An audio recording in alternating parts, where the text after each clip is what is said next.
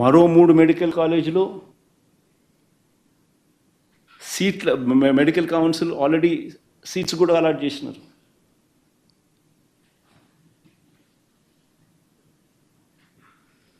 ఇలాంటి ప్రాజెక్టులు పూర్తవుతే దానిని సంపద సృష్టి అని అంటారు. ఇవి అందుబాటులోకి వస్తే రాష్ట్రానికి అదనపు ఆదాయాలు వస్తాయి. ఒక సీపోర్ట్ వస్తే ఆ సీపోర్ట్ చుట్టుపక్కల ప్రాంతాలన్నీ కూడా అభివృద్ధి చెందితే దానివల్ల జిఎస్డిపి పెరుగుతుంది, ఉద్యోగాలు వస్తాయి, పెరుగుదల కనిపిస్తుంది. మెడికల్ కాలేజీలు వస్తే ఖర్చులు తగ్గుతాయి, టెరిషరీ కేర్ అవైలబుల్గా ఉంటుంది.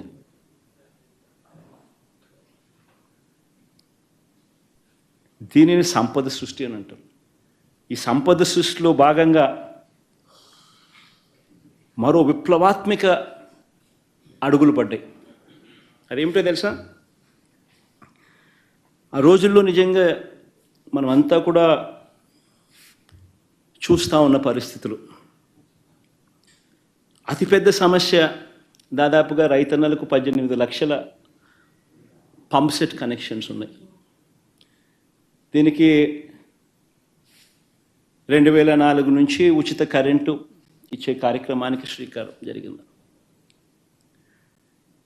ఒక ఉచిత కరెంటు రైతన్నలకు ఇచ్చే కార్యక్రమంలోనే భాగంగానే దాదాపుగా రాష్ట్ర ప్రభుత్వం దాదాపుగా 9,000 కోట్ల పైచీలకు ఖర్చు పెడుతుంది.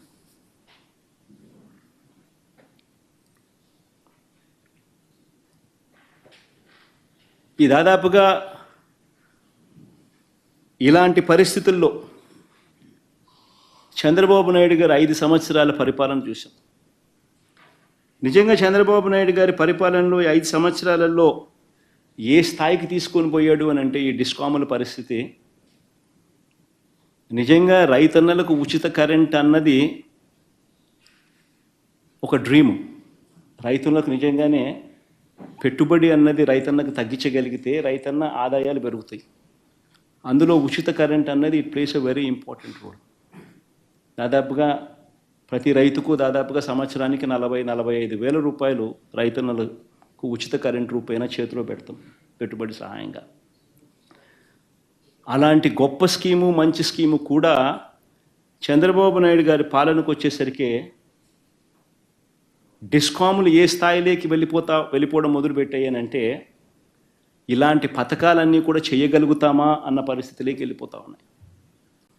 డిస్కాముల పరిస్థితి చూస్తే చంద్రబాబు నాయుడు గారు రాకమునుపు 29,000 కోట్ల రూపాయలు అప్పులు బకాయిలు ఉంటే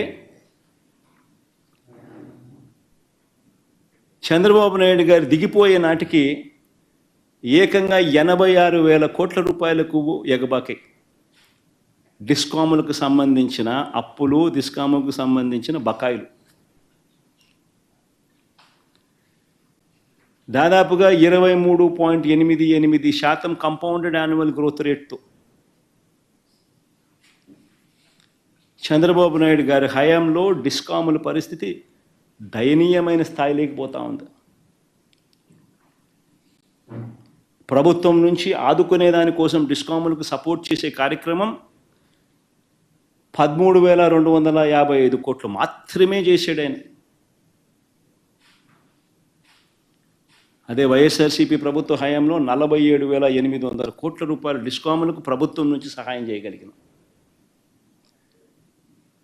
నిలబెట్టే ప్రయత్నం జరిగాయి.